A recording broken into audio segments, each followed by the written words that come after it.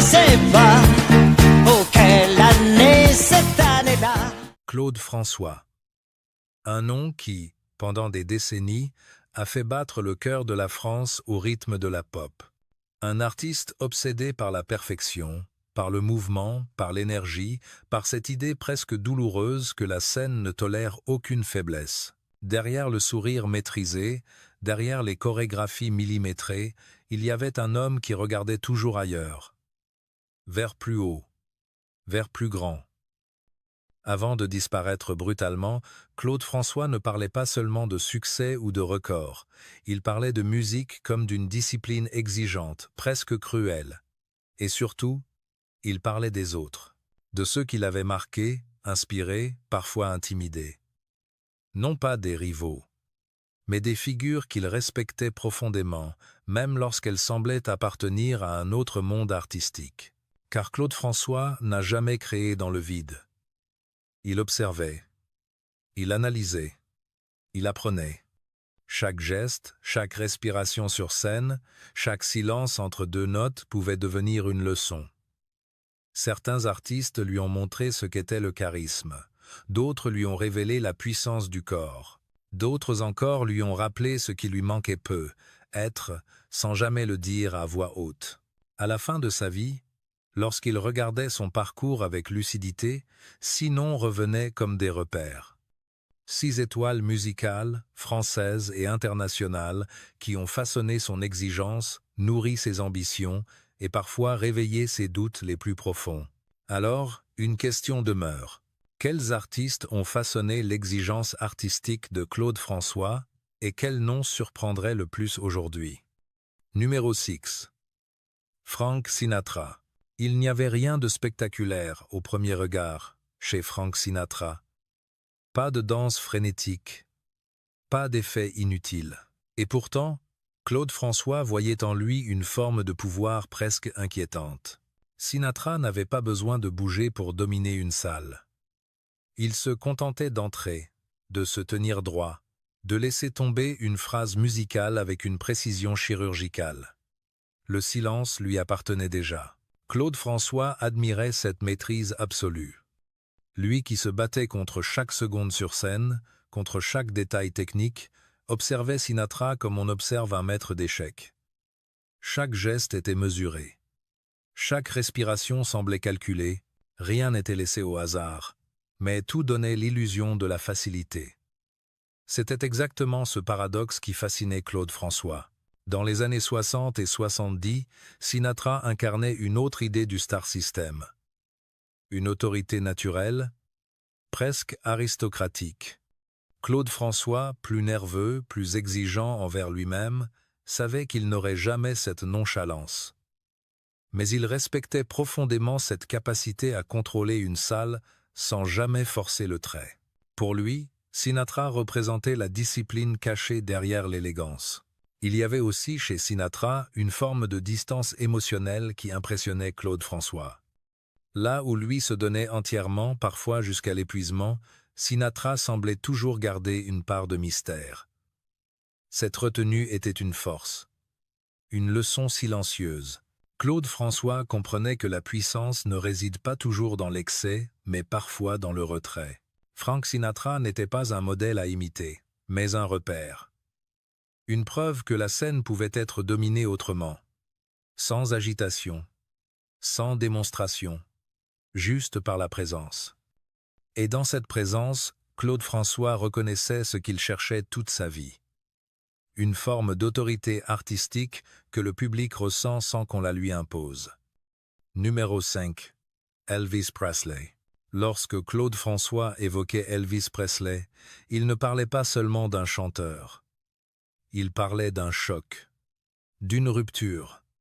Elvis avait transformé la scène en un espace physique, presque électrique. Le corps devenait un instrument à part entière. Chaque mouvement provoquait une réaction immédiate du public. Claude François avait compris très tôt que la pop moderne naissait là, dans cette fusion entre musique et présence corporelle. Pour lui, Elvis représentait une liberté nouvelle, une manière de s'approprier la scène sans demander la permission. Claude François observait cette énergie brute avec admiration, mais aussi avec une lucidité froide. Il savait que ce type de charisme ne s'improvise pas, qu'il exige un abandon total, une confiance presque dangereuse en soi. Elvis osait ce que beaucoup n'osaient pas encore en Europe. Il transformait le concert en événement viscéral. Cette influence est visible dans toute la construction scénique de Claude François. Les chorégraphies, le rythme effréné, la manière de dialoguer physiquement avec le public. Mais là où Elvis semblait agir par instinct, Claude François, lui, analysait.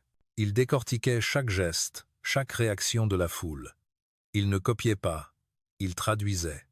Il adaptait cette énergie américaine à une sensibilité française, plus contrôlée, plus structurée. Elvis était aussi, pour Claude François, un avertissement silencieux. Le prix de cette intensité était élevé. La pression constante, l'épuisement, la solitude derrière l'icône. Claude François admirait la force d'Elvis, mais percevait aussi ses fragilités. Il comprenait que le feu qui attire les foules peut aussi consumer celui qui le porte. Dans cette admiration mêlée de distance, Elvis Presley restait une référence fondamentale. Le point de départ d'une révolution scénique. Celui qui avait montré que la pop n'était pas seulement une affaire de voix ou de mélodie, mais un langage du corps. Et pour Claude François, cette leçon-là était irréversible. Numéro 4. Michael Jackson. Lorsque Michael Jackson commence à s'imposer sur la scène internationale, Claude François observe avec une attention presque clinique. Il reconnaît immédiatement quelque chose de rare. Michael Jackson n'est pas seulement un chanteur doué ou un danseur exceptionnel. Il est une synthèse.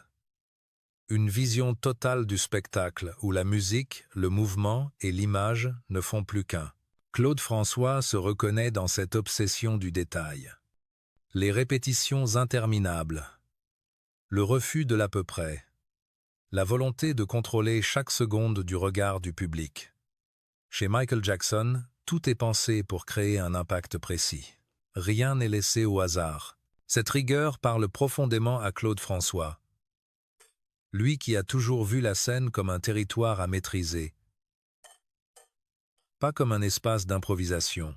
Mais il y a aussi une différence fondamentale. Michael Jackson semble porter en lui une part d'enfance, une fragilité presque visible, qui nourrit sa créativité. Claude François, au contraire, s'est construit dans la discipline et la tension permanente. En observant Michael Jackson, il comprend que la vulnérabilité peut devenir une force artistique, que l'émotion n'a pas besoin d'être dissimulée pour être puissante. Ce qui frappe le plus Claude François, c'est la capacité de Michael Jackson à renouveler sans cesse son langage scénique. Chaque apparition est une réinvention. Chaque geste devient iconique. Claude François sait reconnaître un artiste qui ne se contente pas de suivre une époque, mais qui la précède. Il voit en Michael Jackson une version accomplie de ce qu'il a lui-même cherché toute sa vie. Un artiste total, capable de transformer un concert en expérience mémorable. Il n'y a ni jalousie ni comparaison directe, seulement un respect lucide. Claude François comprend que Michael Jackson appartient à une génération différente, à un monde plus vaste, plus globalisé.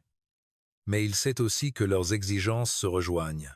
Dans ce miroir tendu par le temps, Michael Jackson représente ce que la scène peut devenir lorsque l'ambition artistique ne connaît aucune limite. Numéro 3. Gilberte Bécaud. Face à Gilberte Bécaud, Claude François ressentait un respect d'une nature particulière. Bécaud incarnait une énergie purement française, presque volcanique, qui ne cherchait pas à séduire par la modernité, mais par la sincérité de l'élan. Sur scène, il ne dansait pas comme Claude François. Il ne construisait pas des tableaux millimétrés.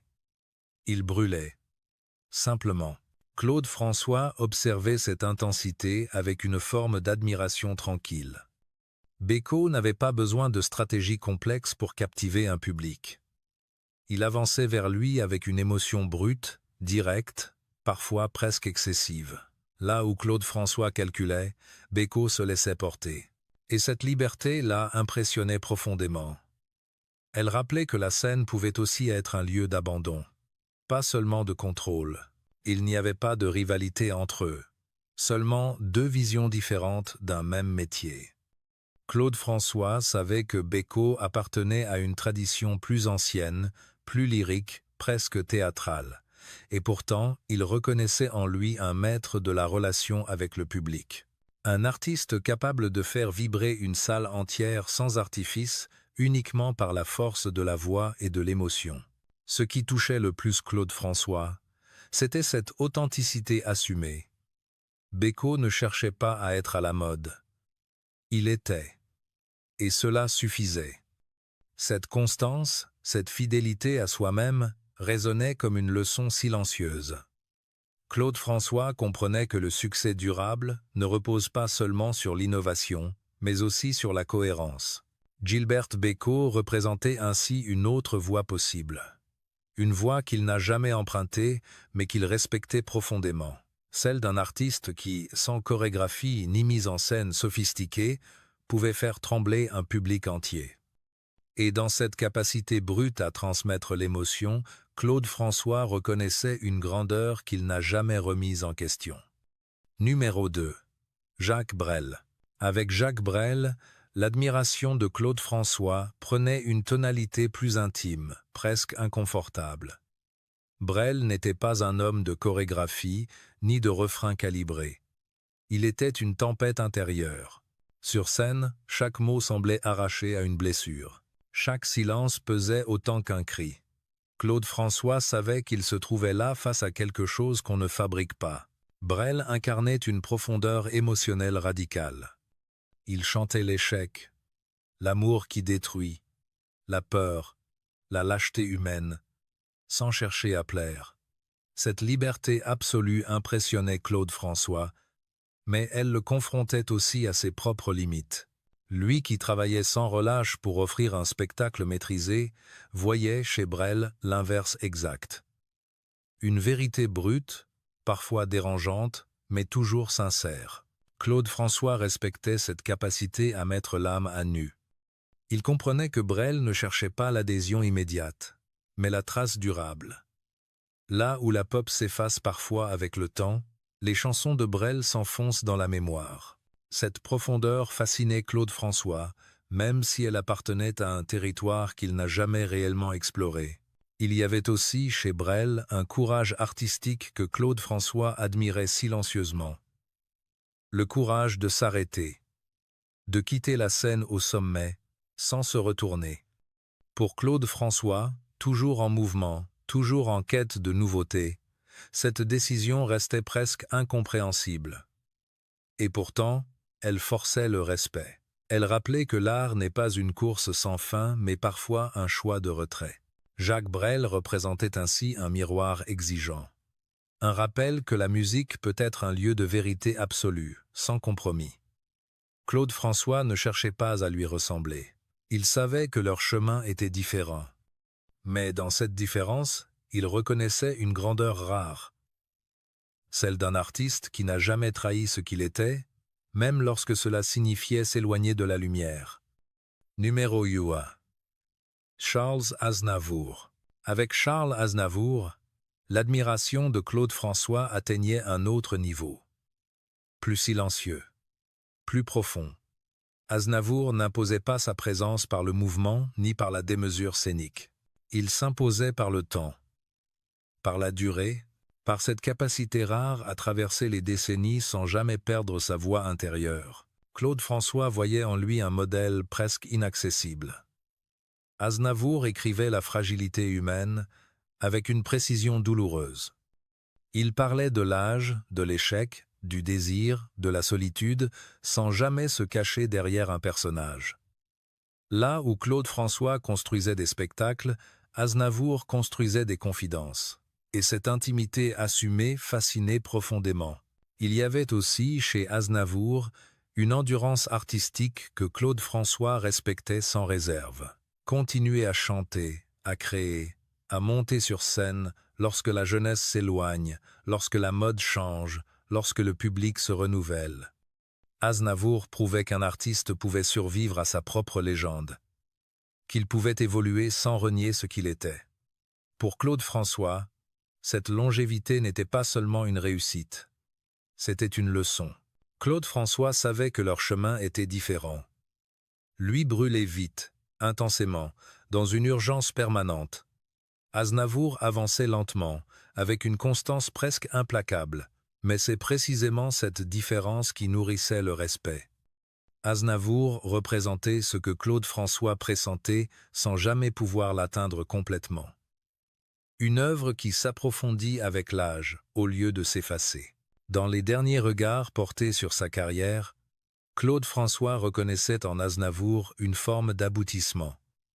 Non pas un rival, non pas un idéal à copier, mais une preuve vivante que la musique peut devenir une conversation durable avec le public, au-delà des modes et des générations. Charles Aznavour était ce point fixe. Celui qui rappelait que la véritable grandeur artistique ne réside pas seulement dans l'impact immédiat, mais dans la trace laissée avec le temps. Et dans ce silence respectueux, Claude François admettait une chose essentielle. Certaines voix ne disparaissent jamais vraiment. Elles continuent de parler longtemps après que la scène s'est éteinte. À la fin, lorsque le bruit de la scène s'éloigne et que les lumières s'éteignent, il reste une vérité simple. Claude François n'a jamais été un artiste solitaire. Derrière son exigence extrême, derrière son besoin de tout contrôler, il y avait une écoute permanente des autres, une attention presque obsessionnelle portée à ceux qui, chacun à leur manière, avaient repoussé les limites de la musique et du spectacle. Ces 6 artistes ne formaient pas un panthéon figé. Ils étaient des repères, des preuves que la grandeur peut prendre des visages très différents. La retenue élégante, la puissance physique, la rigueur absolue, l'émotion brute, la profondeur des mots, ou encore la fidélité à soi-même à travers le temps. Claude François ne cherchait pas à leur ressembler. Il cherchait à comprendre, à apprendre, à se situer. Avant de disparaître, en regardant son parcours avec lucidité, il savait que sa musique appartenait à une époque précise. Mais il savait aussi que l'exigence qu'il avait portée resterait. Cette idée que le public mérite toujours le meilleur, que la scène est un engagement total, et que l'admiration n'est pas une faiblesse, mais un moteur silencieux. Au fond, ces noms racontent autant Claude François que ses propres chansons. Il dessine le portrait d'un artiste en tension permanente, partagé entre la lumière immédiate et la trace durable. Et peut être que là réside son héritage le plus intime. Avoir compris que la musique est un dialogue, un passage, une transmission, et que certaines influences continuent de parler longtemps après que la voix s'est tue.